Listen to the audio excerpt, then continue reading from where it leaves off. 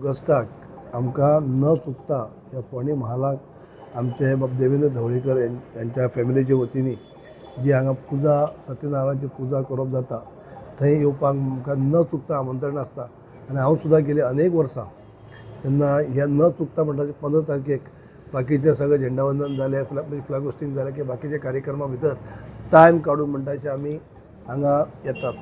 ह्या वर्सा हांव येयल्लो आसा.